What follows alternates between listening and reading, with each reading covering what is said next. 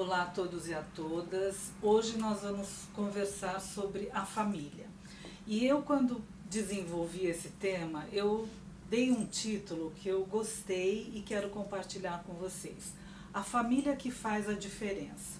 E por que eu pensei nisso, né? A gente sempre coloca um pouco o peso nas coisas difíceis, naquele enfrentamento que às vezes é conflituoso. E eu quero hoje focar diferente.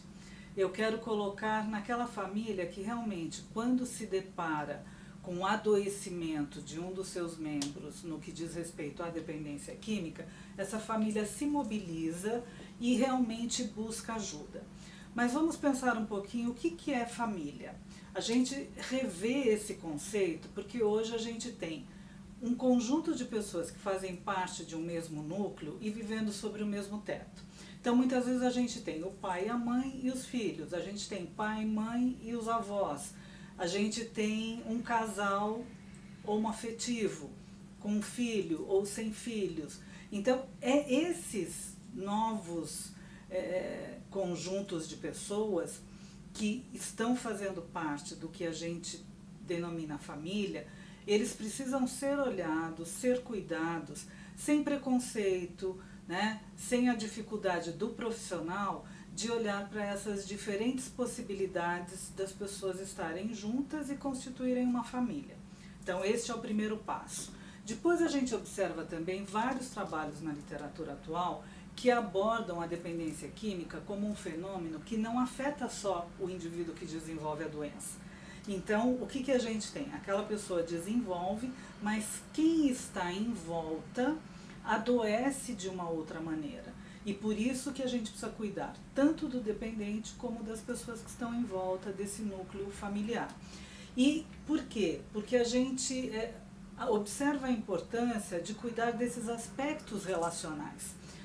E na década de 70, o pessoal de Alcoólicos Anônimos colocou pela primeira vez o conceito codependência. Eram as mulheres dos alcoólicos que também resolveram se juntar, montar um grupo e conversar entre elas sobre aquilo que as afetava em decorrência de um esposo, de um marido, de um cônjuge com problemas com álcool, né? Então esse conceito vem lá em 70 e a gente vem trabalhando essa questão de incluir a família quando a gente olha para a dependência química. O que é importante a gente olhar? Que existem fatores de proteção e fatores de risco. Então, por exemplo, se numa família eu tenho alguém que faz uso de substância, isso é um fator de risco. O contrário, se na família não existe este exemplo dentro de casa, né, das pessoas fazerem uso de bebida, e quando eu falo exemplo, eu estou falando desde a criança pequenininha que está observando isso é um fator de proteção. Então agora pense você em casa, você que está assistindo o nosso vídeo, pense quais são os fatores de risco e de proteção que a sua família tem, porque as famílias também se diferenciam nesse sentido, né? Pegando esses dois exemplos que eu dei. E aí, quando a gente pensa de tratamento, quais são os tratamentos voltados para a família? O que eles têm que focar? Primeiro, influenciar o dependente dentro da família na busca por tratamento. Levar aquela pessoa que desenvolveu a doença em buscar o tratamento. Depois, desligar os familiares dessa crise do dependente, né? A mãe não dorme, não come, então a gente precisa fazer uma separação a respeito disso.